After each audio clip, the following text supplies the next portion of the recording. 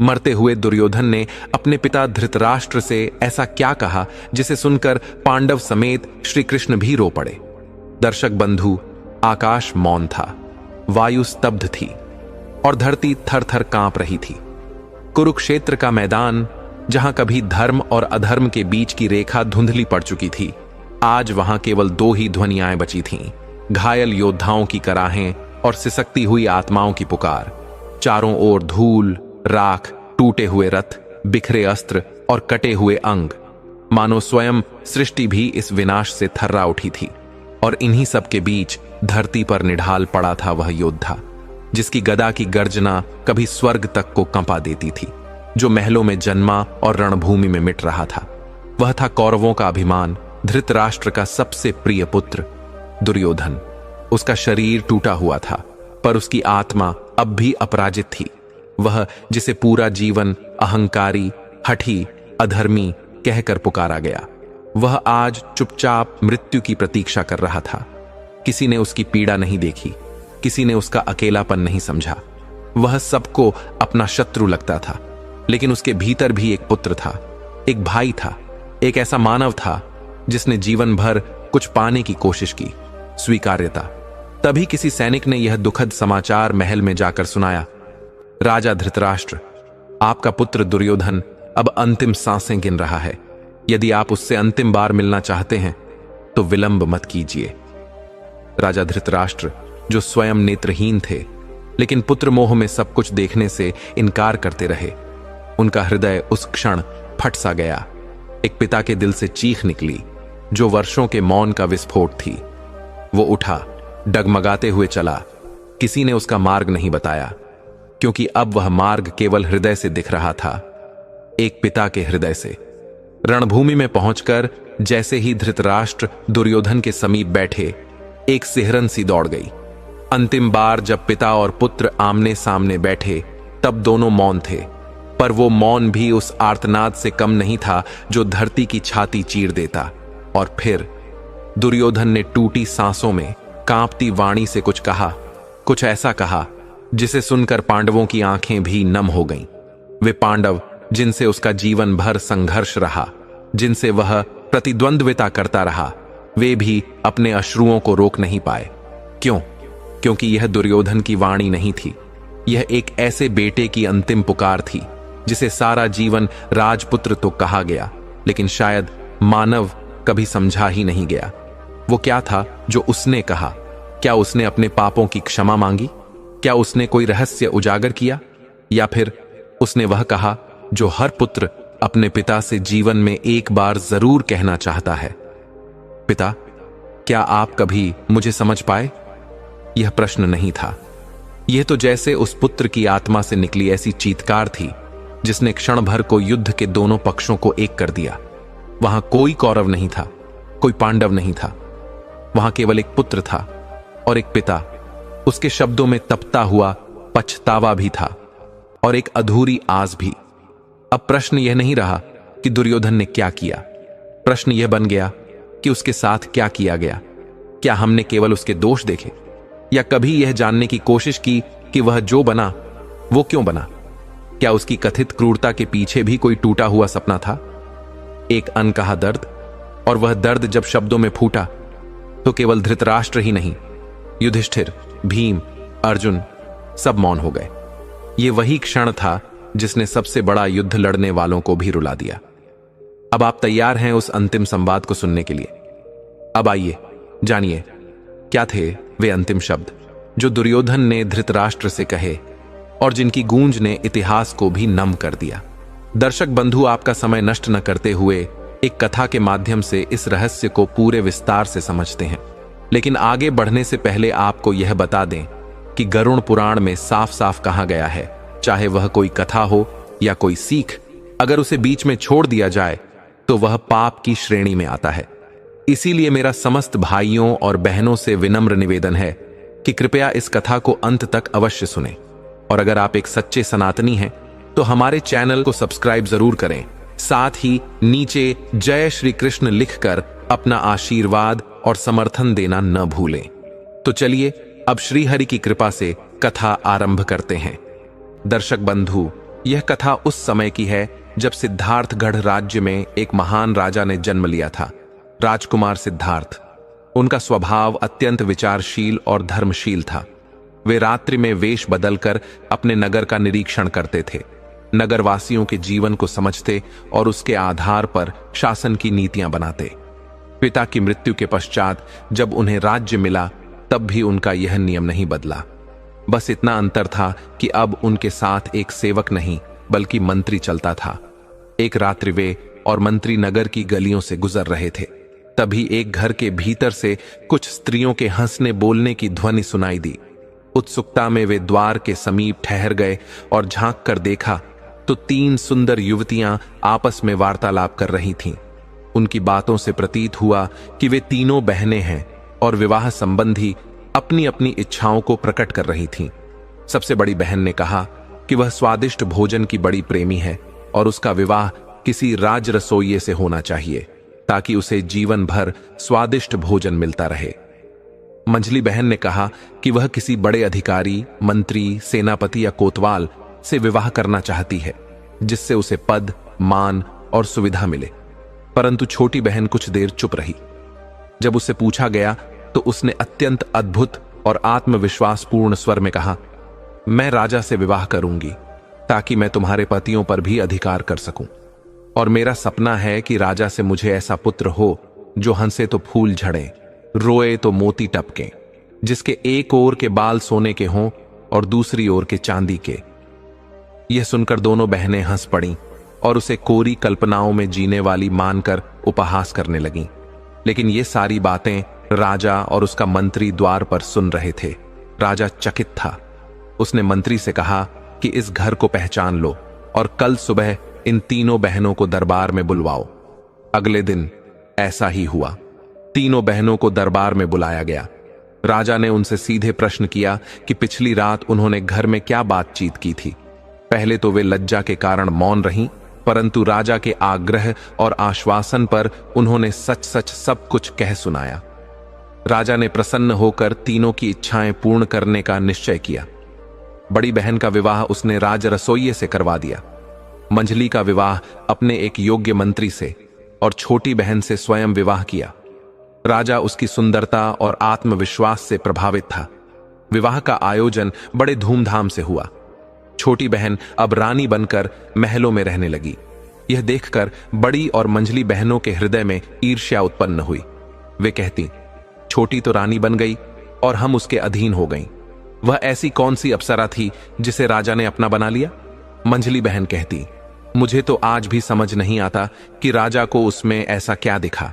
मैं ही अधिक योग्य थी। बड़ी बहन कहती, राजा की समझ पर ही पत्थर पड़ गए थे शायद। तुम उससे कहीं अधिक योग्य थी, परंतु नियति ने जो लिखा था वही घटा। एक स्त्री का आत्मबल, उसके स्वप्न और सत्य के प्रति उसकी निष्ठा ही उसे रानी बना गई। यही है भाग्य और कर्म का संगम।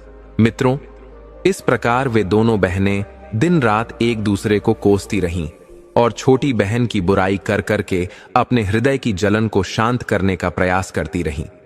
लेकिन उनके भीतर की ईर्ष्या इतनी प्रबल हो गई थी कि वे बार बार यह सोचने लगीं, हम उसकी बड़ी बहनें होकर भी केवल नौकरों की पत्नियां हैं और वह छोटी होकर भी रानी बन बैठी है। हम और हमारे पति भी उसके एक इशारे पर नाचने लगते हैं। उनके हृदय में यह जलन इस कदर बढ़ती जा रही थी कि वे सोचने लगीं, या तो इसे खत्म कर दिया जाए या राजा की नजरों में गिरा दिया जाए, तभी हमारे मन को शांति मिलेगी। वे दिन रात इसी उपाय में लगी रहती। जब भी छोटी बहन से मिलने जाती तो अपनी स्थिति का ध्यान नहीं रखती थीं, बल्कि ऐसे मिलती थीं जैसे प्रेम से भरी हुई हों, ताकि किसी को यह ना लगे कि वे उसे नीचा दिखाने आई हैं। जबकि छोटी बहन तो सदा उन दोनों से स्नेह करती थी। सब जानते थे कि वे दोनों अब नौकरों की पत्नियां हैं और उनकी बहन रानी बन चुकी है। मित्रों, कुछ समय बीतता है और रानी को गर्भ ठहर जाता है। यह सुनकर राजा अत्यंत प्रसन्न होता है। उधर दोनों बहनें भी रानी से मिलने जाती हैं और कहती हैं, बहन, यह सुनकर हमें बहुत प्रसन्नता हुई कि तुम मां बनने वाली हो। अब तो हम दोनों ही तुम्हारी देखभाल करेंगी। रानी ने उन्हें प्रेम पूर्वक उत्तर दिया, इससे अच्छा मेरे लिए और क्या हो सकता है। तुम मेरी बड़ी बहनें हो, मेरी मां के समान हो।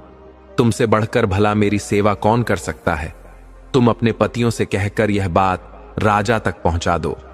दोनों बहनों ने अपने पतियों के माध्यम से राजा से अनुरोध करवाया। राजा ने कहा, इस पर रानी की अनुमति लेनी होगी। जब राजा ने रानी से पूछा तो वह सहज ही तैयार हो गई। इसके बाद राजा ने उन्हें महल में रानी के पास रहने की अनुमति दे दी। अब उन दोनों को अपनी दुष्टता दिखाने का संपूर्ण अवसर मिल गया। समय आया जब रानी को प्रसव पीड़ा हुई। दोनों बहनों ने महल की सभी दासियों को वहां से हटा दिया। रानी ने एक अत्यंत सुंदर और तेजस्वी बालक को जन्म दिया। बच्चे को देखकर उनकी जलन और भी बढ़ गई। उन्होंने उस बालक को कंबल में लपेटा और लकड़ी के एक संदूक में रखकर नदी में बहा दिया। फिर एक मरे हुए कुत्ते का बच्चा लाकर रानी के पास रख दिया और महल की दासियों से कहा कि रानी ने एक मरे हुए कुत्ते को जन्म दिया है। यह सुनकर पूरा महल स्तब्ध रह गया। राजा को जब यह समाचार मिला तो वह क्रोध से भर उठा और बोला, ऐसी स्त्री का मैं क्या करूं जो कुत्ते के बच्चे को जन्म देती है। इसे तो मरवा देना चाहिए। परंतु मंत्री ने बहुत समझाया और राजा का क्रोध शांत किया। उधर वह संदूक नदी में बहता हुआ चला गया। वही नदी राजा के बगीचे के पास से होकर गुजरती थी। उस बगीचे की रखवाली जिस सिपाही के जिम्मे थी, उसका घर भी उसी किनारे स्थित था। उसने संदूक को बहते देखा और बाहर निकाल लिया। जब संदूक खोला तो उसमें वह तेजस्वी बालक मुस्कुराता हुआ मिला। सिपाही और उसकी पत्नी की कोई संतान नहीं थी, अतः वे उस बालक को लेकर अपने घर आ गए और उसे भगवान का वरदान मानकर पालने लगे। 1 वर्ष बीता। रानी ने फिर एक पुत्र को जन्म दिया, परंतु इस बार भी बहनों ने वैसा ही षड्यंत्र रचा। बच्चे को बहा दिया और एक मरी हुई बिल्ली को रानी के पास लाकर रख दिया।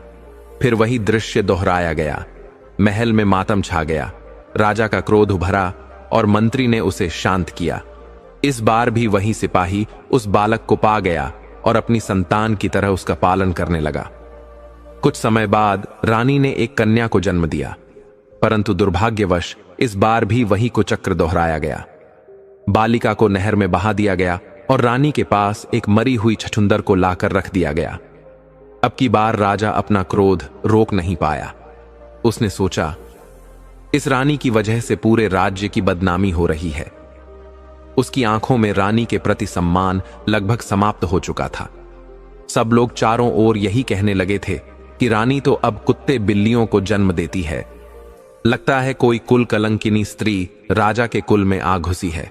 राजा का हृदय भी इस अपमान और लज्जा से जल उठा। उसने कहा, अब तो मैं इसे बिल्कुल नहीं छोड़ूंगा। उधर राजा की मनोदशा को भली भांति समझते हुए मंत्री ने हाथ जोड़कर विनती की और किसी प्रकार रानी को मारने से रोक लिया। मंत्री ने कहा, महाराज, इसमें रानी का क्या दोष है। उसे मार देने से भी आपके वंश में संतान नहीं आ जाएगी। उचित यही होगा कि आप उसे दंड देना चाहें तो दें, लेकिन उसका वध न करें। उससे अपना नाता तोड़ लीजिए, लेकिन जीवन न छीनिए। राजा ने कहा, ठीक है मंत्री, मैं इसे जीवन तो दूंगा, लेकिन ऐसी सजा दूंगा जो मृत्यु से भी अधिक कठोर होगी। इस बार मैं किसी की नहीं सुनूंगा। राजा ने नगर के बीच एक चौराहे पर जेल जैसा एक महल बनवाया और उसमें एक लकड़ी का पिंजरा रखवाया। उसी पिंजरे में रानी को बंद करवा दिया। उसने यह कठोर आदेश दे दिया कि इस चौराहे से जो भी गुजरे वह रानी पर थूक कर जाएगा। यदि कोई ऐसा न करे तो उसे भी वैसी ही सजा दी जाएगी जैसी रानी को दी गई है। राजा का यह अमानवीय आदेश मंत्री के हृदय को झकझोर गया। वह सोचने लगा कि इस घोर अपमान की पात्र तो वे दोनों बहनें हैं, पर निर्दोष रानी पर यह अन्याय हो रहा है। उधर वह तीनों बच्चे जिन्हें माली ने पाला था बड़े हो चुके थे। माली और उसकी पत्नी ने उनका पालन पोषण कर उन्हें शिक्षा दी और सभी विद्याओं में पारंगत बनाया। फिर कुछ समय पश्चात माली और उसकी पत्नी का निधन हो गया। उनके अंतिम संस्कार के बाद तीनों भाई बहन उसी घर में साथ रहने लगे। दोनों भाइयों को राजा के यहां नौकरी मिल गई थी, पर अभी तक उनकी भेंट राजा से नहीं हुई थी। एक दिन दोनों भाई शिकार खेलने गए और बहन घर पर केवल 2 दासियों के साथ अकेली रह गई। उसी समय वहां एक वृद्धा आई और बोली, बेटी, कुछ समय के लिए मुझे अपने घर में ठहरने दो। लड़की ने विनम्रतापूर्वक उन्हें अपने घर में स्थान दिया, उन्हें भोजन कराया और उनके साथ अत्यंत प्रेम पूर्वक व्यवहार किया। वृद्धा को घर के सुंदर बाग बगीचे और तालाब दिखाए। सब देखकर वृद्धा का मन हर्ष से भर उठा। लड़की ने उनसे पूछा, अम्मा, मेरे महल और बाग के बारे में बताइए, क्या इसमें कोई कमी है? वृद्धा ने मुस्कुराकर कहा, बेटी, मुझसे यह प्रश्न न पूछो तो अच्छा है। अगर मैंने कुछ कह दिया तो तुम कहोगी कि यह बुढ़िया मेरे बाग में नुक्ताचीनी कर रही है। लड़की ने आग्रहपूर्वक कहा, नहीं अम्मा, ऐसा मत सोचो। आप जो भी बात बताओगी मैं उसका स्वागत करूंगी और उसे पूरा करने की कोशिश करूंगी। तब वृद्धा बोली, बेटी, यह बाग वैसे तो सुंदर है, पर अगर इसमें 3 चीजें और आ जाएं तो यह सबसे अनुपम हो जाएगा। पर वे चीजें दुर्लभ हैं। एक है एक ऐसी बुलबुल जो मनुष्यों की तरह बोलती है, जिसका स्वर सुनकर सैकड़ों चिड़ियां उसके साथ गाने लगती हैं। दूसरी वस्तु है एक गाने वाला पेड़, जिसके मोटे और चिकने पत्तों से हवा के झोंकों में मधुर संगीत उत्पन्न होता है। तीसरी वस्तु है सुनहरा पानी, जिसकी एक बूंद किसी बर्तन में डाल दी जाए तो वह बर्तन कभी खाली नहीं होता और उसमें से निरंतर फव्वारा बहता रहता है। लड़की ने ध्यानपूर्वक सब बातें सुनी और पूछा, अम्मा, अगर आपको इन चीजों का इतना ज्ञान है तो क्या आप मुझे यह भी बता सकती हैं कि वे मिलेंगी कहां? वृद्धा ने कहा, बेटा, मैं इतना ही जानती हूं कि जो कोई उत्तर दिशा में सीधे चलता जाए वह 10 दिनों के बाद किसी एक व्यक्ति से मिलेगा। वह व्यक्ति तुम्हें बताएगा कि वे तीनों वस्तुएं कहां मिलेंगी। वही तुम्हारे मार्गदर्शक होंगे। इसके बाद वृद्धा ने विदा ली। उसे यह आभास नहीं था कि यह लड़की इतनी साहसी है कि स्वयं ही इन अद्भुत वस्तुओं की खोज में निकल पड़ेगी। लेकिन लड़की ने मन ही मन संकल्प कर लिया और वृद्धा की एक एक बात को स्मरण रख लिया। जब दोनों भाई शिकार से लौटे तो उन्होंने अपनी बहन को उदास देखा। उन्होंने पूछा, बहन, क्या तुम बीमार हो या कोई बात तुम्हारे मन के विरुद्ध हुई है? लड़की ने सिर झुकाकर कहा, ऐसी कोई बात नहीं है। भाइयों ने जिद की, तुम हमें कुछ छिपा रही हो। जब तक बताओगी नहीं, हम यहां से उठेंगे नहीं। तब लड़की ने कहा, मैं नहीं चाहती थी कि तुम्हें यह बात बताकर चिंता में डालूं, पर जब तुम इतना आग्रह कर रहे हो तो सुनो। हमारे पिता ने यह महल बड़ी सुंदरता से बनवाया था, पर आज मुझे पता चला कि इसमें 3 अद्भुत वस्तुएं आ जाएं तो यह संसार का सबसे सुंदर महल बन सकता है। भाइयों ने पूछा, वे कौन सी वस्तुएं हैं? लड़की ने कहा, एक है बोलने वाली बुलबुल, दूसरा गाने वाला पेड़ और तीसरा सुनहरा पानी। मैं इन्हीं के विचार में डूबी थी। दोनों राजकुमारों ने पूछा, बहन, यदि तुम हमें यह बता दो कि वह तीनों चीजें कहां हैं और किस दिशा में मिलेंगी, तो हम उन्हें खोज कर लाने का प्रयास करेंगे। मित्रों, इस प्रकार अगले दिन जो बड़ा राजकुमार था वह अस्त्र शस्त्र लेकर घोड़े पर बैठ गया और उन तीनों चीजों की खोज में निकल पड़ा। यह देखकर वह लड़की रोने लगी और बोली, भैया, मैं कितनी दुष्ट हूं जो अपने शौक के लिए तुम्हें मुसीबत में डाल रही हूं। मैं अपनी मांग वापस लेती हूं। अब कभी इन चीजों का जिक्र नहीं करूंगी। तुम मत जाओ। तब बड़े राजकुमार ने कहा, बहन, एक बार कमर कस ली तो पीछे नहीं हटता। यदि मैं नहीं जाऊंगा तो हमेशा मेरे मन में यह बात खटकती रहेगी कि मैं कायर हूं। उसने अपनी बहन को एक खंजर दे दिया और कहा, जब तक यह खंजर सही सलामत है समझना मैं सुरक्षित हूं, लेकिन अगर इसमें से खून की बूंदें टपकने लगे तो समझ लेना कि मैं जीवित नहीं हूं। यह सुनकर दोनों भाई बहन उदास हो गए। वे बोले, भैया, तुम ऐसी खतरनाक यात्रा पर मत जाओ। लेकिन बड़े राजकुमार ने किसी की एक न सुनी। उसने घोड़ा दौड़ा दिया और उत्तर दिशा की ओर चल पड़ा। 20 दिन का सफर तय करने के बाद उसे एक अजीब सा दृश्य दिखाई दिया। उसने देखा एक झोपड़ी बनी हुई है। उसके बाहर एक बूढ़ा आदमी बैठा है। उसके बाल बर्फ जैसे सफेद थे। दाढ़ी, मूंछें और भौहें इतनी बड़ी हो चुकी थीं कि पूरा शरीर ढक गया था। हाथ पैरों के नाखून भी बहुत बड़े हो गए थे। उसने शरीर को चटाई से ढक रखा था और बाल उस पर पड़े हुए थे। राजकुमार समझ गया कि यह कोई तपस्वी है जो ऐसे दुर्गम और निर्जन स्थान में अकेला बैठा है। अवश्य ही यह साधु उन चीजों के बारे में जानता होगा। राजकुमार घोड़े से उतरकर उनके पास गया और प्रणाम किया। तपस्वी ने कुछ कहा लेकिन उसकी आवाज बालों की वजह से स्पष्ट नहीं हो पाई। राजकुमार ने अपनी जेब से एक छोटी सी कैंची निकाली और कहा, तपस्वी महाराज, आपके बालों की वजह से आपकी आवाज स्पष्ट नहीं हो रही। यदि आप आज्ञा दें तो मैं आपके बाल और दाढ़ी काट दूं। तपस्वी ने इशारे से अनुमति दे दी। राजकुमार ने उनके सारे बाल काट दिए। अब साधु का चेहरा पूरी तरह बदल गया था। राजकुमार ने कहा, तपस्वी, यदि मेरे पास दर्पण होता तो मैं आपको दिखाता कि अब आप बूढ़े से जवान हो गए हैं। यह सुनकर तपस्वी मुस्कुराया और बोला, बेटा, मैं तुम्हारी सेवा से प्रसन्न हूं। बताओ, इतनी दूर क्यों आए हो? क्या सहायता चाहिए? राजकुमार ने कहा, साधु महाराज, मैं बहुत दूर से गाने वाली बुलबुल, एक विशेष वृक्ष और सुनहरा पानी लाने आया हूं। कृपया बताइए, ये कहां मिलेंगे? सुनकर तपस्वी मौन हो गया। राजकुमार ने फिर पूछा, महाराज, आप चुप क्यों हो गए? कृपया बताइए। यदि नहीं पता तो मना कर दीजिए। तब तपस्वी ने कहा, पुत्र, मुझे पता तो है, लेकिन मैं नहीं बताना चाहता क्योंकि तुम्हें संकट में डालना नहीं चाहता। वह मार्ग बहुत कठिन है। सैकड़ों लोग गए लेकिन कोई वापस नहीं आया। इसीलिए मैं कहता हूं, लौट जाओ। राजकुमार बोला, बूढ़े बाबा, मैं लौटने नहीं आया हूं।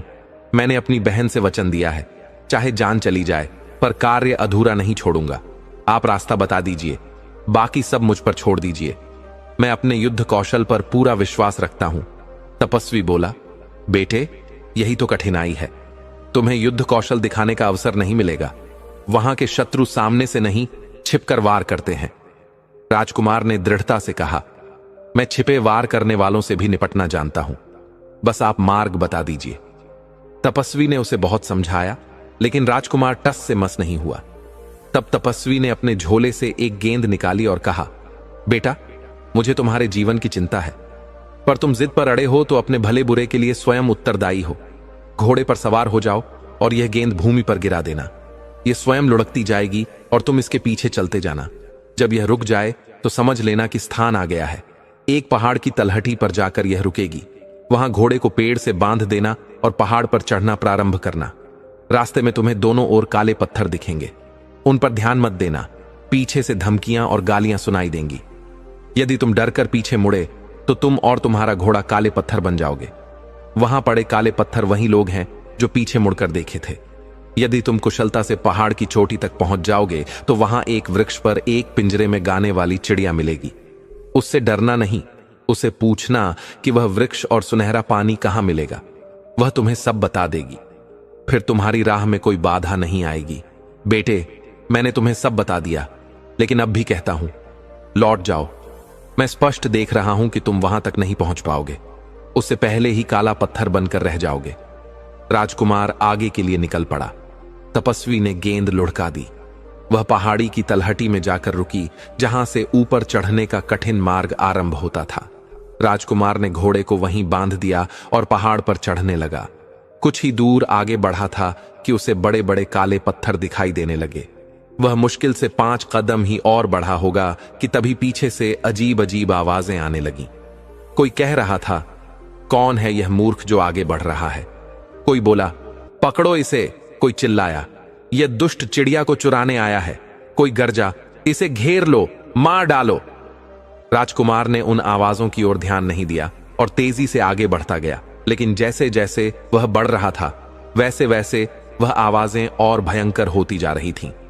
उसके कानों के पर्दे मानो फटने लगे, मस्तिष्क सुन्न होने लगा और उस तपस्वी की चेतावनी भी जैसे उसके मन से ओझल हो गई। एक क्षण ऐसा आया कि वह घबरा गया और पीछे मुड़कर देखने लगा। बस उसी क्षण वह और उसका घोड़ा दोनों काले पत्थर में बदल गए। उधर उसकी बहन, जो हर रोज उस खंजर को म्यान से निकालकर देखती थी, जिसे बड़े भैया ने यह कहकर दिया था कि यदि उसमें खून की बूंदें टपकने लगें तो समझ लेना मैं जीवित नहीं हूं, वही खंजर आज खून से भीग रहा था। यह देखकर राजकुमारी फूट फूट कर रोने लगी। वह सिर पटक पटक कर विलाप करने लगी, हाय भैया, मेरी नासमझी ने तुम्हें मुझसे छीन लिया। उस बुढ़िया के कहने में आकर मैंने यह मुसीबत मोल ली। भगवान, तू मेरे भैया को लौटा दे, चाहे मेरी जान ले ले। मुझे न चिड़िया चाहिए, न पेड़, न पानी।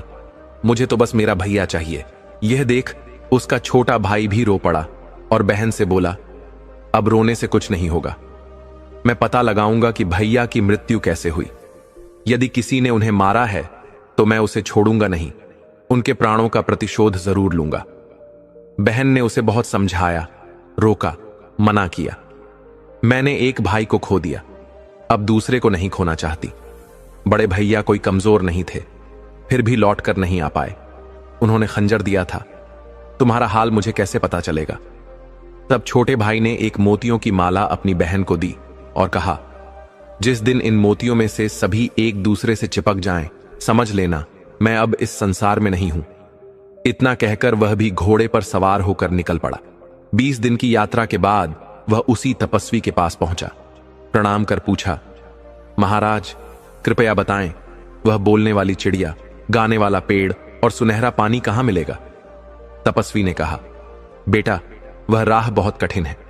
अभी तक जो भी उस दिशा में गए कोई लौटकर नहीं आया। कुछ दिन पहले एक युवक आया था, बिल्कुल तुम्हारे जैसा। मैंने बहुत समझाया लेकिन वह नहीं माना और अब तक नहीं लौटा। राजकुमार बोला, वह मेरा बड़ा भाई था। मैं जानता हूं कि वह अब नहीं रहा, लेकिन यह नहीं जानता कि कैसे मरा, प्राकृतिक कारणों से या किसी शत्रु द्वारा। तपस्वी बोला, पुत्र बहुत से लोग मेरी चेतावनियों को अनसुना कर उस मार्ग पर चले जाते हैं और फिर काले पत्थर बन जाते हैं। यही तुम्हारे भाई के साथ हुआ है। अब भी मान जाओ और लौट जाओ, वरना तुम भी उन्हीं पत्थरों में बदल जाओगे। राजकुमार ने दृढ़ स्वर में कहा, तपस्वी महाराज अब मैं लौट नहीं सकता। मैं आगे बढ़ चुका हूं, आप कृपया रास्ता बताएं। तपस्वी ने कहा, बेटा यदि तुम जिद करते हो तो लो, यह गेंद लो और इसके पीछे चलते जाओ, यह तुम्हें मंजिल तक पहुंचा देगी। इतना कहकर उसने गेंद उसे दे दी। गेंद लुढ़कती हुई चलने लगी और राजकुमार उसके पीछे पीछे चलता गया। कुछ दूर चलने पर गेंद एक पहाड़ी की तलहटी में जाकर रुक गई। राजकुमार ने वहीं घोड़ा बांधा और पहाड़ पर चढ़ने लगा। अभी 2-4 कदम ही चढ़ा था कि पीछे से कोई आवाज आई, अबे बदमाश, तू कहां चला जा रहा है? रुक जा, मैं तुझे सबक सिखाता हूं। यह सुनते ही उसके भीतर का क्रोध उबल उठा। तपस्वी की चेतावनी भूलकर उसने तलवार म्यान से निकाल ली और पीछे मुड़कर देखा, देखूं कौन है जो मुझसे इस तरह बोल रहा है। बस उसी क्षण वह भी काले पत्थर में बदल गया, उसका घोड़ा भी। मित्रों, उधर राजकुमारी ने जब उस मोतियों की माला को देखा जिसे उसका छोटा भाई देकर गया था, तो पाया कि उसके सारे मोती आपस में चिपक चुके हैं। यह दृश्य देखते ही वह चीख पड़ी। उसे समझ आ गया कि उसका दूसरा भाई भी अब इस दुनिया में नहीं रहा। भाई के वियोग में वह जोर जोर से रोने लगी और फिर रोते रोते बेहोश हो गई। जब उसे होश आया तो उसने निश्चय किया, मेरे ही कारण मेरे दोनों भाई मौत के मुंह में चले गए, अब मैं भी जीकर क्या करूंगी। वह स्वयं भी सारी विद्याओं में निपुण थी, शस्त्र चलाना, घुड़सवारी, तलवारबाजी, तीरंदाजी, हर कला में दक्ष। अब वह घोड़े पर सवार हुई और अपने भाइयों की खोज में निकल पड़ी। 20 दिन की यात्रा के बाद वह उसी तपस्वी के पास पहुंची। प्रणाम करके वह बोली, हे तपस्वी महाराज, मुझे बोलने वाली चिड़िया, गाने वाला पेड़ और सुनहरा पानी चाहिए। कृपया बताइए ये कहां मिलेगा? तपस्वी ने कहा, बेटी तुम एक कन्या हो, तुम्हारे लिए यही उचित होगा कि तुम इन इच्छाओं को त्याग दो और घर लौट जाओ। यह मार्ग बहुत ही कठिन है। लेकिन लड़की ने दृढ़ निश्चय से कहा, तपस्वी जी अब मैं लौट नहीं सकती। मुझे विस्तार से बताइए कि रास्ते में कौन कौन से खतरे होंगे ताकि मैं उनसे निपटने की तैयारी कर सकूं। तब तपस्वी ने कहा, बेटी खतरा केवल पहाड़ की चोटी तक है। यदि तुम वहां पहुंच गई तो चिड़िया स्वयं तुम्हें पेड़ और पानी के बारे में बता देगी, परंतु पहाड़ पर चढ़ते समय जो कटु शब्द और गालियां पीछे से सुनाई देंगी, उन्हें अनसुना कर आगे बढ़ना होगा। वहां जो काले पत्थर दिखेंगे वे वही लोग हैं जो उन शब्दों से विचलित होकर पीछे मुड़े और पत्थर बन गए। कुछ समय पूर्व 2 नौजवान भी गए थे जो शायद अब उन्हीं पत्थरों में समाये हुए हैं। लड़की ने कहा, महाराज वे मेरे भाई थे। इसका अर्थ है कि शब्द किसी का कुछ नहीं बिगाड़ सकते यदि उन्हें अनसुना किया जाए। उसने अपने कानों में रुई भर ली और तैयार हो गई। तपस्वी ने वही गेंद उसे दी और वह गेंद के पीछे पीछे चल दी। गेंद पहाड़ी की तलहटी में जाकर रुकी। लड़की ने वहीं घोड़ा बांधा और चढ़ाई शुरू की। तभी पीछे से भयानक आवाजें आने लगीं, परंतु रुई के कारण वे उसे सुनाई नहीं दी। वह निर्भय होकर चढ़ती रही। आवाजें तीव्र होती गईं, पर वह चलती रही। आखिरकार वह पहाड़ की चोटी पर पहुंच गई। वहां उसने देखा कि एक सुंदर चिड़िया पिंजरे में बैठी मधुर गीत गा रही है। लड़की को देखते ही चिड़िया गरज कर बोली, ए लड़की, खबरदार मेरे पास मत आना। पर राजकुमारी हंसी और दौड़कर पिंजरा उठा लिया। वह बोली, चिड़िया रानी, अब से तुम मेरी हो। लड़की ने अपने कानों से रुई निकाल दी। चिड़िया ने कहा, अब मैं सदैव तुम्हारे पास रहूंगी। संसार की कोई बात मुझसे छिपी नहीं है। तुम्हारे विषय में भी मैं सब जानती हूं। अब बताओ, मुझसे क्या चाहती हो? राजकुमारी ने कहा, मुझे बहुत दुख है कि मेरे दोनों भाई पत्थर बन गए, पर पहले तुम बताओ कि गाने वाला पेड़ और सुनहरा पानी कहां मिलेगा। चिड़िया ने जो रास्ता बताया वह उसी पर चल पड़ी। वहां एक सुनहरे जल का कुंड था। लड़की ने एक चांदी की सुराही में वह जल भर लिया। फिर चिड़िया से पेड़ के बारे में पूछा। चिड़िया ने बताया, जो जंगल तुम्हारे पीछे है वहीं वह पेड़ मिलेगा। वहां पहुंचकर तुम्हें खुद पता चल जाएगा, क्योंकि उस पेड़ से संगीत की ध्वनि निकलेगी। राजकुमारी ने कहा, लेकिन मैं उस पेड़ को कैसे लाऊंगी? चिड़िया बोली, पेड़ नहीं उखाड़ना है, उसकी एक टहनी तोड़ लेना, उसे अपनी बगिया में लगाओगी तो वह बड़ा पेड़ बन जाएगा। लड़की जंगल में गई और उस गाने वाले पेड़ की एक टहनी तोड़ लाई। अब तीनों वस्तुएं उसके पास थीं, पर उसके मन में सबसे बड़ा प्रश्न था, क्या वह अपने भाइयों को जीवित कर सकती है? उसने चिड़िया से पूछा, मेरे दोनों भाई पत्थर बन गए हैं, क्या मैं उन्हें फिर से जीवित कर सकती हूं? चिड़िया बोली, तुम जो सुनहरा जल लाई हो उसकी एक एक बूंद उन पत्थरों पर डालती जाओ, तुम्हारे भाई और उनके घोड़े फिर से जीवित हो जाएंगे। राजकुमारी बहुत प्रसन्न हुई। वह पिंजरा, सुराही और टहनी लेकर पहाड़ से नीचे उतरी। जहां जहां उसे पत्थर दिखाई दिए वहां उसने सुनहरा जल छिड़का। वे सब फिर से मनुष्यों के रूप में जीवित हो उठे। उन्हीं में उसके दोनों भाई भी थे। भाइयों को जीवित देखकर वह उनसे लिपटकर रोने लगी। उसने कहा, मुझे चिड़िया, पानी और पेड़ की टहनी मिल गई है। इन्हीं के कारण तुम दोबारा जीवित हो सके हो। सभी लोग जो पत्थर बने थे अब उसके चरणों में झुक गए। वे बोले, तुमने हमें नया जीवन दिया है, हम सदा तुम्हारे आभारी रहेंगे और आजीवन तुम्हारी आज्ञा का पालन करेंगे। राजकुमारी बोली, मैंने कोई उपकार नहीं किया, मैं तो बस अपने भाइयों को बचाना चाहती थी। यदि तुम भी साथ में बच गए तो मुझे खुशी है। अब तुम अपने अपने घर लौट जाओ। राजकुमारी और दोनों भाई अपने अपने घोड़े पर सवार हुए। एक राजकुमार ने पानी की सुराही ली, दूसरे ने पेड़ की टहनी और राजकुमारी ने चिड़िया का पिंजरा। जिन जिन लोगों को राजकुमारी ने जीवन दिया था वे सभी उनके पीछे पीछे चल पड़े। जब वे तपस्वी की कुटिया पर धन्यवाद देने पहुंचे तो देखा कि वह साधु अब वहां नहीं था। वह तपस्वी तो बस यही कार्य पूर्ण करने के लिए वहां बैठा था। राजकुमारी अपने भाइयों के साथ घर लौट आई। उसके घर के सामने जो बगीचा था उसमें उसने चिड़िया का पिंजरा लटका दिया। जैसे ही चिड़िया ने बोलना शुरू किया वैसे ही हजारों पक्षी उसके चारों ओर आ जुटे और उसके सुर में सुर मिलाने लगे। वहीं पास में उसने गाने वाले पेड़ की टहनी भी रोपी। कुछ ही दिनों में वह विशाल वृक्ष बन गया और जब हवा चलती तो उसके पत्तों की सरसराहट से मधुर संगीत की ध्वनि फूटने लगती थी। राजकुमारी ने संगमरमर से बने बाग में एक सुंदर कुंड बनवाया और उसमें सुनहरा जल भर दिया। कुछ ही देर में उस कुंड में से एक जलधारा उठने लगी और देखते ही देखते बाग का दृश्य अद्भुत बन गया। यह दृश्य इतना आकर्षक था कि जल्दी ही उसकी चर्चा पूरे नगर में फैल गई। लोग दूर दूर से उस चमत्कारी बाग को देखने आने लगे। धीरे धीरे नगरवासियों को राजकुमारी और उसके दोनों भाइयों के बारे में जानकारी होने लगी और सब उन्हें स्नेह करने लगे। एक दिन दोनों राजकुमार शिकार खेलने वन की ओर निकल गए। संयोगवश उसी समय उस वन में राज्य का राजा भी शिकार खेलने आया हुआ था। दोनों राजकुमार अचानक राजा के सामने आ गए। उन्होंने राजा को प्रणाम किया। उनकी सुंदरता ऐसी थी कि राजा उन्हें देखता ही रह गया। राजा ने उनका नाम और निवास पूछा। दोनों ने विनम्रता से उत्तर दिया कि वे उसके एक पुराने सैनिक के पुत्र हैं जो अब इस संसार में नहीं हैं और वे अपनी बहन के साथ उसी महल में रहते हैं जो उनके पिता ने राजा की अनुमति लेकर बनवाया था। वे चाहते थे कि बड़े होकर राजा की सेवा करें।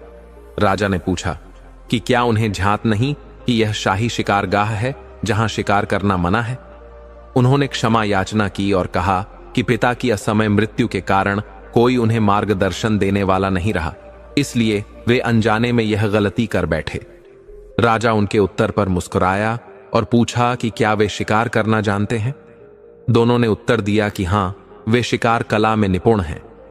राजा ने कहा कि वह उन्हें अवसर देगा और वे अपने शिकार कौशल का परिचय दें। दोनों राजकुमारों ने थोड़ी ही देर में एक शेर और एक भालू का शिकार कर लाकर राजा के सामने रख दिया। राजा उनकी वीरता से बहुत प्रसन्न हुआ और कहा कि वह चाहता है कि वे उसके साथ महल चलें और भोजन करें, परंतु राजकुमारों ने मना कर दिया और कहा कि वे पहले अपनी बहन की सलाह लिए बिना कुछ नहीं करते। राजा ने उनकी बात की सराहना की और कहा कि वे अपनी बहन से बात करके अगली सुबह पुनः आकर मिले। दोनों घर लौटे, लेकिन बहन से वह बात करना भूल गए। अगले दिन जब वे फिर राजा से मिले और उसने पूछा तो वे सकपका गए। उन्होंने स्वीकार किया कि वे सलाह लेना भूल गए। राजा ने कहा, कोई बात नहीं, वे आज भी पूछ सकते हैं। घर लौटकर उन्होंने अपनी बहन को सारी बात बताई। राजकुमारी ने कहा कि यह सौभाग्य की बात है, लेकिन राजा योगी, अग्नि, जल, इनसे बचकर चलना चाहिए। वह चिड़िया से सलाह लेना चाहती थी। वह चिड़िया के पास गई और बोली, हे चिड़िया रानी, तुम सब जानती हो, बताओ मेरे भाइयों को राजा का निमंत्रण स्वीकार करना चाहिए या नहीं। चिड़िया ने कहा कि अवश्य करना चाहिए। राजा राज्य का स्वामी होता है, उसमें कोई हानि नहीं, परंतु वे भी राजा को अपने घर आमंत्रित करें। राजकुमारी ने पूछा कि क्या उसे राजा के सामने आना चाहिए। चिड़िया ने कहा कि राजा प्रजा का पिता होता है, उसके सामने आने में कोई संकोच नहीं। चिड़िया से परामर्श के बाद राजकुमारी ने भाइयों को राजा के निमंत्रण पर जाने की अनुमति दी। दोनों राजकुमार फिर राजा से मिले और उसका निमंत्रण स्वीकार किया, साथ ही उसे भी अपने घर आने का आमंत्रण दिया। राजा ने उन्हें महल ले जाकर बड़े सम्मान से भोजन कराया। राजा की सेवा और सम्मान देखकर दरबारियों को ईर्ष्या होने लगी कि ये अजनबी कौन है जिन्हें इतना आदर मिल रहा है। राजा का सारा दरबार आश्चर्य में पड़ गया। सब सोचने लगे कि इतने सम्मान का कारण क्या है। राजकुमारों की सुंदरता और शील देखकर सभी प्रभावित थे। कुछ दरबारी तो यह सोचने लगे कि यदि राजा की बंदिनी रानी से कोई पुत्र होता तो यही बालक होते। भोजन के समय राजा ने सोने के पात्रों में उन्हें भोजन कराया और बातचीत के दौरान उनकी बुद्धिमता से प्रभावित हुआ। उसने संगीत और नृत्य की व्यवस्था की। श्रेष्ठ गायकों, वादकों और नृत्यांगनाओं को बुलवाया, जिन्होंने अपनी कला से समा बांध दिया। कार्यक्रम समाप्त होते होते संध्या हो गई। राजकुमारों ने राजा से विदा लेने की आज्ञा मांगी और आग्रह किया कि अब राजा भी उनके साधारण से घर में पधार कर कृपा करें। राजा ने उनका निमंत्रण स्वीकार कर लिया और प्रसन्नता व्यक्त करते हुए कहा कि उसे उनके घर आकर बहुत अच्छा लगा और वह अवश्य ही उनकी बहन से मिलना चाहेगा। दोनों राजकुमार घर लौटे और बहन को सारी बातें बताईं। उन्होंने बताया कि राजा ने उनके साथ बहुत सम्मानपूर्वक व्यवहार किया और यह वादा किया है कि वह अगली बार शिकार से लौटकर उनके घर आएगा। राजकुमारी ने कहा कि चिंता मत करो, वह बोलने वाली चिड़िया से सलाह लेकर सारी व्यवस्था कर लेगी। वह चिड़िया का पिंजरा लेकर अपने कक्ष में गई और चिड़िया को पूरा हाल सुनाया। चिड़िया ने कहा कि यह सौभाग्य की बात है कि राजा स्वयं तुम्हारे घर आ रहे हैं, उनका स्वागत अत्यंत उत्तम ढंग से होना चाहिए। उसने विशेष रूप से कहा कि खीर गाढ़ी बनाना और उस पर मोतियों को सजाना। राजकुमारी को यह बात कुछ विचित्र लगी। वह बोली कि मोती तो हंस खाते हैं, राजा कैसे खाएगा, और इतने मोती आएंगे कहां से। चिड़िया ने उत्तर दिया कि चिंता मत करो, तुम्हारे बगीचे की पूर्व दिशा में जो पेड़ है उसकी जड़ को खुदवाओ, वहां से ढेर सारे मोती मिलेंगे। राजकुमारी ने 2 नौकरों को साथ लिया और पेड़ की जड़ खुदवाई। वहां से एक सोने का संदूक निकला जिसमें तरह तरह के गहने और मोती भरे हुए थे। राजकुमारी को यह देखकर बहुत प्रसन्नता हुई और अब उसे चिड़िया पर पूरा विश्वास हो गया। उधर राजकुमारों ने घर को इतना सुंदर और स्वच्छ करवा दिया कि वह चमकने लगा। वे सुंदर वस्त्र पहनकर घोड़ों पर सवार होकर शिकारगाह की ओर निकल गए।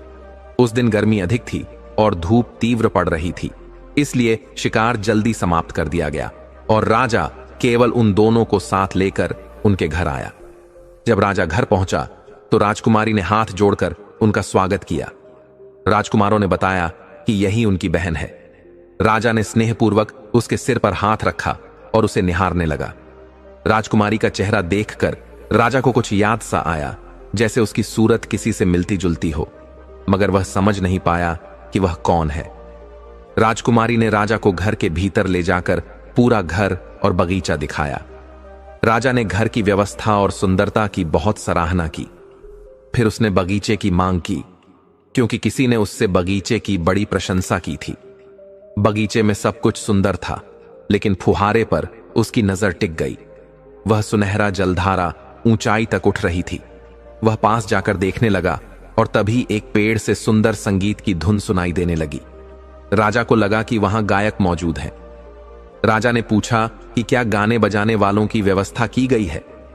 राजकुमारी मुस्कुराकर बोली कि नहीं महाराज, यह पेड़ है जिसके पत्तों की रगड़ से संगीत निकलता है। राजा यह देखकर आश्चर्यचकित रह गया। उसने कहा कि यह तो बड़ी विचित्र वस्तु है, ऐसी चीजों की तो वह कल्पना भी नहीं कर सकता। राजकुमारी ने कहा कि इन चीजों को उन्होंने मौत के मुंह से निकाला है। फिर राजकुमारी ने राजा को एक और अद्भुत चीज दिखाई, एक चिड़िया जो मनुष्यों की तरह बोलती थी। जब वह गाती है तो पक्षी उसके साथ सुर में सुर मिलाते हैं। राजा ने चिड़िया को ध्यान से देखा और पुरानी बातें याद करने लगा। चिड़िया ने राजा को वह पूरी कहानी सुनाई जो पहले घट चुकी थी। राजा ने जब यह सब सुना तो अपना सिर पकड़ लिया और बोला कि ये बातें तो रानी की बहनों ने बताई थीं, जिन्हें वह शुभचिंतक समझता था।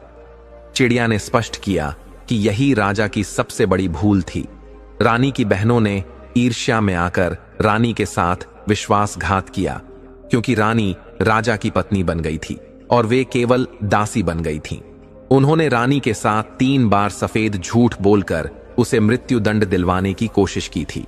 सौभाग्यवश एक मंत्री की सजगता से रानी की जान बची। राजा को अपनी भूल का बहुत दुख हुआ और उसकी आंखों में पश्चाताप के आंसू भर आए। चिड़िया ने कहा कि जो 3 बालक आपके सामने बैठे हैं, यही वे बच्चे हैं जिन्हें आपकी रानी ने जन्म दिया था।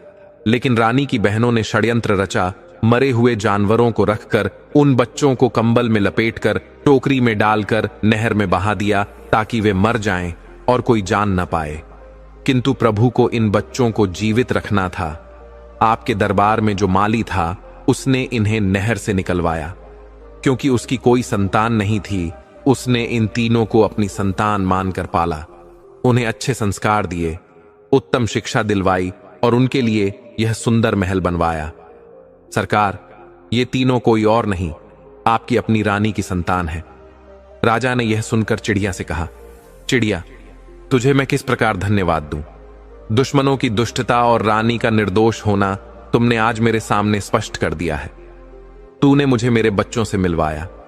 मैं वर्षों से सोचता था कि इन बच्चों के लिए मेरे हृदय में इतनी कोमलता क्यों है, मैं इनके व्यवहार पर कभी रुष्ट क्यों नहीं हो पाता।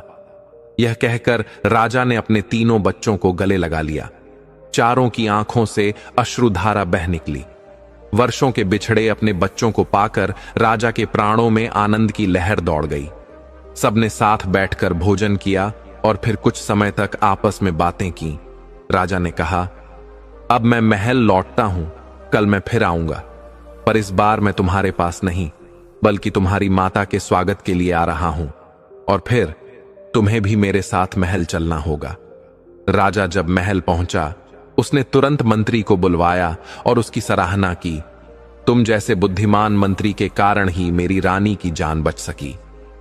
फिर उसने मंत्री को पूरी सच्चाई बताई और रानी की बहनों की दुष्टता का विवरण सुनाया। राजा ने कहा, अब समय आ गया है कि उन दोनों दुष्ट स्त्रियों को भी वैसा ही दंड मिले जैसा मैंने अपनी रानी को दिया था। वे किसी प्रकार दया की पात्र नहीं हैं। मंत्री ने राजा के आदेशों का पालन किया।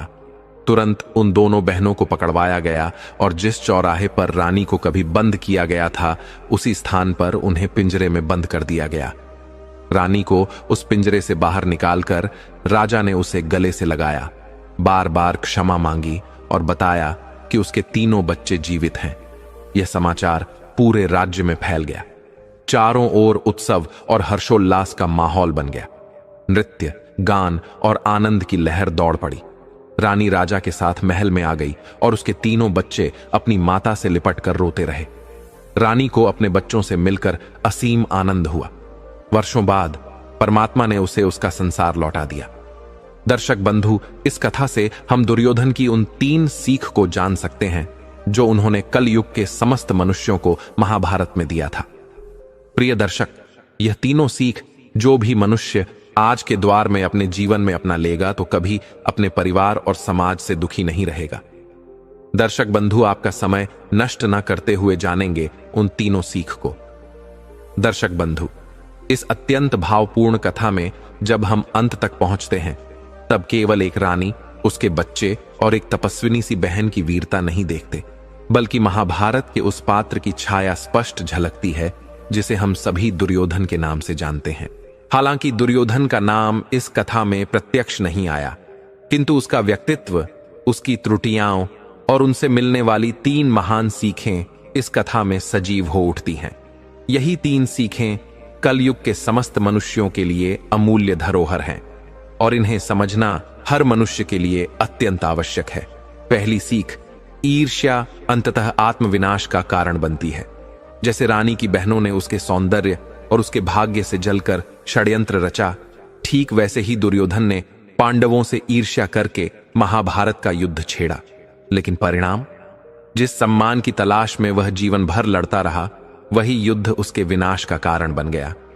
यह कथा हमें सिखाती है कि जो दूसरों के सुख से जलते हैं वे कभी अपने जीवन में शांति नहीं पा सकते। दूसरी सीख, सच्चाई भले ही छिप जाए लेकिन समाप्त नहीं होती। रानी को अपमानित किया गया, बच्चों को मारने का षड्यंत्र रचा गया, लेकिन सत्य ने एक चिड़िया का रूप लिया, एक साधु की परीक्षा ली और अंततः न्याय को प्रकट किया। यही तो दुर्योधन की दूसरी भूल थी। उसने सोचा कि छल और झूठ से धर्म को पराजित कर देगा, परंतु धर्म और सत्य जैसे भी हों, समय आने पर उजागर होकर न्याय अवश्य करते हैं। तीसरी सीख, स्त्री यदि संकल्प कर ले तो सृष्टि को भी बदल सकती है। राजकुमारी ने अपने भाइयों की खोज में जो साहस दिखाया, जो धैर्य, संकल्प और चतुराई उसने दिखाई, वह इस बात की गवाही देता है कि स्त्री केवल कोमलता का प्रतीक नहीं बल्कि संकल्प की शक्ति है। महाभारत में भी यही बात द्रौपदी के रूप में प्रकट होती है। उसके संकल्प ने पूरे युद्ध का मार्ग प्रशस्त किया। यही सीख हमें बताती है कि स्त्री को कभी निर्बल मत समझो। वह अगर अन्याय के विरुद्ध खड़ी हो जाए तो राजाओं के सिंहासन हिल जाते हैं। दर्शक बंधु, दुर्योधन ने अपने जीवन से इन 3 बातों को हमारे लिए छोड़ दिया। ईर्ष्या से बचो, सत्य को समय दो और नारी के सम्मान को समझो। यदि आपने ये 3 बातें सीख लीं तो समझो आपने महाभारत की आत्मा को जान लिया। दर्शक बंधु, कथा अभी समाप्त नहीं होती। अभी तो हम यह भी जानेंगे कि मरते समय दुर्योधन ने अपने पिता धृतराष्ट्र से ऐसा क्या कहा जिसे सुनकर पांडव भी रो पड़े। महाभारत का महासंग्राम अब अपनी अंतिम घड़ी में था। धर्म और अधर्म की इस भीषण लीला में भीम ने गदा युद्ध में छल पूर्वक दुर्योधन की जंघा तोड़ दी थी। वह वीर योद्धा जो कभी हस्तिनापुर का गौरव था, अब रक्त से सना हुआ भूमि पर पड़ा था और मृत्यु की प्रतीक्षा कर रहा था। तभी रणभूमि की धूल उड़ती है और वहां पहुंचते हैं महाराज धृतराष्ट्र और रानी गांधारी, जिनका पुत्र अब जीवन की अंतिम सांसें ले रहा था। जैसे ही दुर्योधन ने अपने माता पिता की पदचापें सुनी, उसकी आंखों से आंसुओं की धारा बह निकली। करुण स्वर में वह बोला, माता, पिताश्री, अंततः आप आ ही गए। मैं कब से आपकी प्रतीक्षा कर रहा था। मेरी श्वास की डोर अब बहुत क्षीण हो चली है, परंतु इस संसार से जाने से पूर्व मैं आपके दर्शन चाहता था। हे माताश्री, क्षमा करना, मैं आपके चरण स्पर्श नहीं कर सकता क्योंकि भीम ने मेरी जंघा तोड़ दी है। मैं उठ नहीं सकता। यह सुनकर नेत्रहीन धृतराष्ट्र का हृदय चीर गया। कंपित स्वर में बोले, पुत्र, क्या तुम्हें अत्यधिक पीड़ा हो रही है? क्या तुम्हारे शरीर पर बहुत घाव हैं? दुर्योधन कराहते हुए बोला, घाव ही घाव हैं पिताश्री, शरीर तो जैसे कहीं शेष ही नहीं रहा, हर अंग छिल गया है, मैं हिल भी नहीं पा रहा। उस भीम ने और उस चतुर ग्वाले कृष्ण ने छल से मुझ पर प्रहार किया। जब इतिहास में इस युद्ध की गाथा कही जाएगी तब लोग जानेंगे कि जो धर्म की बात करते थे उन्होंने अधर्म करके मुझे मारा। धृतराष्ट्र व्याकुल हो उठे, रोते हुए बोले, हे विधाता, मैंने तुझसे सदा यही प्रश्न किया कि तूने मुझे नेत्रहीन क्यों बनाया। मेरी इस नेत्रहीनता ने ही मुझसे मेरा सब कुछ छीन लिया, राज्य, सिंहासन, प्रतिष्ठा और अंततः मेरा पुत्र भी। लेकिन आज यह नेत्रहीनता भी वरदान सी लगती है। यदि मेरी आंखें होती तो मैं अपने पुत्र को इस दशा में देखकर जीवित न रह पाता। विधाता, तूने अच्छा ही किया जो मुझे अंधा बनाया। गांधारी उस क्षण बिलख पड़ी। उसने विलाप करते हुए कहा, हे पुत्र, यह क्या हो गया? यह कैसी घड़ी है जो मेरी ममता को छल रही है? दुर्योधन का स्वर अब और भी टूट चुका था। माताश्री, वही हुआ जो होना था। आपने मुझे युद्ध के लिए विजय का आशीर्वाद नहीं दिया था। आपने केवल यही कहा था, आयुष्मान भव। तो देख लीजिए माता, मैं अब भी जीवित हूं, मृत्यु से पहले ही मृत्यु को जी रहा हूं, लेकिन यह मृत्यु भी आपकी तरह मुझे गले नहीं लगा रही है। यह सुनकर गांधारी फूट फूट कर रोने लगी। उनका करुण स्वर दिशाओं में गूंज उठा। ऐसा मत कहो पुत्र, ऐसे वचन मत बोलो। क्या तुमने यह मान लिया कि तुम्हारी माता की कोख व्यर्थ थी? मैंने प्रसव पीड़ा सही, तुम्हें अपने हृदय से लगाया, अपने रक्त से सींचा, और आज मेरे 100 पुत्रों में से 99 पहले ही काल कवलित हो चुके हैं। हर बार मैं एक नई मृत्यु को जीती रही हूं, लेकिन अब 100वीं बार मरने का साहस मुझ में नहीं है। मैं तुम्हें मरने नहीं दूंगी पुत्र, मैं तुम्हें मरने नहीं दूंगी। दुर्योधन की आंखें भर आईं। नहीं माताश्री, ऐसा अनर्थ मत करना। तुम्हारा यह पुत्र अब इस पराजय और इस जीवन दोनों का भार नहीं उठा पाएगा, और मैं इस जीवन का करूंगा भी क्या? वह जीवन जिसमें मेरा प्रिय मित्र राधे अब नहीं रहा, मेरा सखा, मेरी आत्मा, मेरी शक्ति दुशासन भी चला गया। वे दोनों मेरी भुजाएं थे माताश्री, और अब दोनों कट चुकी हैं। पांडवों की विजय पताका आकाश में लहरा रही है और कुरु वंश का अभिमान मिट्टी में समा गया है। माताश्री, यह दृश्य अब मुझसे देखा नहीं जाता। यदि आपके मन में मेरे लिए तनिक भी ममता शेष है तो प्रभु से यही विनती कीजिए कि मेरी मृत्यु अब सहज हो जाए। कृपा करके पिताश्री से भी कहिए कि वह भी मेरी आत्मा की शांति के लिए प्रार्थना करें। यह सुनकर महाराज धृतराष्ट्र का हृदय पीड़ा से भर उठा। कांपते स्वर में बोले, यह क्या कह रहे हो पुत्र? अब तुम भी मुझे छोड़कर जाने की बात कर रहे हो? विधाता ने मुझसे छल किया, जीवन ने मुझे छल्ला, अपने भी पराये हो गए और अब तुम भी मुझसे विदा लेने की बात कर रहे हो। मैंने पहले ही अपने 99 पुत्रों को इस मृत्यु की राह पर जाते देखा है, और अब तुम भी जा रहे हो। हे पुत्र, क्या तुम्हारे हृदय में भी मुझ पर उतनी ही दया नहीं जितनी विधाता में नहीं थी? मैंने तो स्वप्न देखा था तुम्हारे लिए अखिल विश्व की विजय का और अपने लिए उस विजेता के पिता बनने का, पर आज वही स्वप्न मेरी अंधकारमय आंखों के सामने टूट कर बिखर रहा है। यह कहते कहते धृतराष्ट्र का हृदय भर आया। उन्होंने गांधारी से कहा, कहां हो तुम गांधारी? चलो यहां से। मैं अब एक पल भी इस भूमि पर नहीं रह सकता। मैं यह नहीं देख सकता कि मेरा पुत्र, मेरा प्रिय दुर्योधन मेरी आंखों के सामने अपने प्राण त्याग दे। चलो गांधारी, मैं अब यहां नहीं रुक सकता। परंतु गांधारी का हृदय ममता से भरा हुआ था। वह कांपते स्वर में बोली, मैं अपने पुत्र को छोड़कर कहीं नहीं जाऊंगी। हे आर्यपुत्र, यह मेरी कोख का अंतिम दीपक है, मैं इसे अकेले नहीं छोड़ सकती। यह सुनकर दुर्योधन की आंखों से अश्रु बहने लगे। धीरे से माता की ओर देखकर बोला, माताश्री, पिताश्री सत्य कह रहे हैं। मेरे जीवन का यह अंतिम क्षण है। इस समय मेरी पराजय, मेरा क्लेश और मेरी विवशता मेरी संगिनी बन गई है। आप दोनों अब मुझे इस पीड़ा में अकेला छोड़ दीजिए। परंतु जाने से पहले माताश्री, कृपया एक बार अपना आंचल मेरी ओर बढ़ाइए। अपना आंचल मुझे दीजिए। मैं अपने जीवन के अंतिम क्षणों में किसी साम्राज्य का उत्तराधिकारी नहीं बनना चाहता। केवल आपकी गोद में एक पुत्र बनकर कुछ पल जी लेना चाहता हूं। गांधारी की आंखों से करुणा की वर्षा होने लगी। कंपित स्वर में बोली, हां पुत्र, तू मेरा पुत्र है, मेरी कोख का रत्न है, मेरी गोद का लाल है। तू इस अभागिन की ममता का अंतिम दीपक है। आ पुत्र, मेरी गोद में सर रख दे। सो जा पुत्र। अब किसी पीड़ा की कोई परछाई तुझ पर ना पड़े। गांधारी का स्वर धीमा पड़ने लगा। वे बोली, हे आर्यपुत्र, मेरा दुर्योधन अब सो गया है। अब चलिए यहां से, मेरे पुत्र को नींद में ही चैन मिल जाने दीजिए। अब चलिए आर्यपुत्र, अब चलिए। यह कहते कहते गांधारी उस कुरुक्षेत्र की भूमि पर बैठकर विलाप करने लगी। वह विलाप नहीं था, वह युगांतकारी शोक था।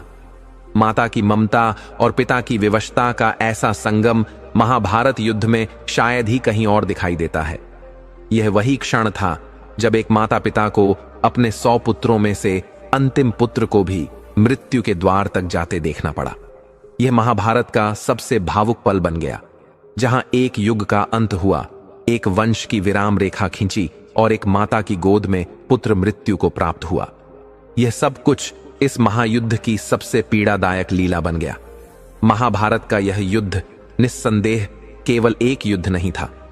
यह उन असंख्य माता पिताओं की वेदना थी जिन्होंने अपने पुत्रों को रणभूमि में बलिदान होते देखा। दुर्योधन कमजोर स्वर में कहता है कि पिताश्री, क्या मैं सच में इतना दुष्ट था? क्या मेरा संपूर्ण जीवन केवल एक अधर्म की कथा बनकर रह गया? मैंने जो कुछ किया वह अपने कुल की रक्षा के लिए था। मैं कोई लोभी राजा नहीं बनना चाहता था, परंतु मुझे सत्ता बचानी थी, मर्यादा बनाए रखनी थी।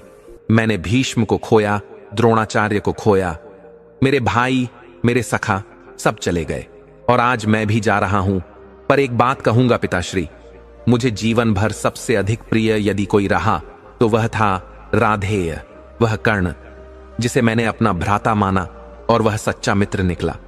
आज वह भी नहीं रहा और मैं भी अकेला हूं। यदि आप मेरे लिए कुछ कर सकते हैं तो बस एक विनती है, पांडवों को क्षमा कर दीजिएगा। वे मेरे शत्रु नहीं, मेरी नियति थे। मैं हार गया, पर आज मुझे घृणा नहीं, शांति चाहिए। और मेरी अंतिम इच्छा यही है कि भविष्य में कोई और भाई किसी जुए की बाजी में सब न गंवाए। कृपा करके मेरा अंतिम संस्कार वहीं कीजिएगा जहां कर्ण को अग्नि दी गई थी। मेरे शरीर को उस वीर के पास विश्राम करने दीजिए जिसे मैंने जीवन भर सखा कहा। पिताश्री, क्षमा कीजिएगा, मैं आपको वह पुत्र नहीं दे पाया जो आप चाहते थे। अब धृतराष्ट्र कांपती आवाज में कहते हैं कि पुत्र, तू अधर्मी नहीं था, तू बस एक पिता की आकांक्षाओं और एक गुरु की महत्वाकांक्षाओं के बीच पिस गया। तेरी आत्मा को शांति मिले। यह सुनकर वहां खड़े पांडवों की आंखें भी भर आईं। भीम ने अपना सिर झुका लिया, युधिष्ठिर ने नेत्र बंद कर लिए, अर्जुन ने कृष्ण की ओर देखा और कृष्ण की आंखों से मौन सहानुभूति छलक उठी। अब कृष्ण मर्म भेदी स्वर में कहते है, धर्म का युद्ध था यह, परंतु अंत में सब मानव ही तो हैं और मृत्यु से पहले पश्चाताप ही सबसे बड़ा धर्म है। दुर्योधन हार गया, पर उसकी अंतिम वाणी ने उसके शत्रुओं के हृदय को भी भेद दिया। कभी कभी एक युद्ध से अधिक मूल्यवान होता है एक पश्चाताप। यही महाभारत का सबसे बड़ा रहस्य है कि अंत में सभी पात्र मनुष्य ही हैं और मनुष्य की सबसे बड़ी जीत उसका पश्चाताप और क्षमा होती है। दर्शक बंधु, वह क्षण जब दुर्योधन की आंखें सदा के लिए मूंद गईं, उस क्षण महाभारत की भूमि पर केवल एक योद्धा नहीं गिरा था, बल्कि एक समूचा युग समाप्त हुआ था। धृतराष्ट्र ने जब अपने पुत्र की अंतिम वाणी सुनी तो केवल एक राजा नहीं, एक पिता बिलख पड़ा था। और जब पांडवों ने यह सब सुना, वे जो आज विजय के शिखर पर खड़े थे, वे जो धर्म की स्थापना के लिए लड़े थे, उनकी आंखें भी भर आईं, क्योंकि अंत में वह एक शत्रु नहीं था, वह भी कोई और नहीं, उनका ही भाई था, गुरुओं का शिष्य था, माता का पुत्र था, एक मनुष्य था जो बस स्वयं को सही साबित करने की जिद में सब कुछ हार गया। कभी कभी पराजय में भी गरिमा होती है और कभी कभी पश्चाताप में भी विजय की गूंज होती है। दुर्योधन के उस अंतिम संवाद ने हमें सिखाया कि अभिमान से बना हुआ धर्म भी अधर्म हो सकता है और विनम्रता से भरा हुआ अंत भी अमर बन सकता है।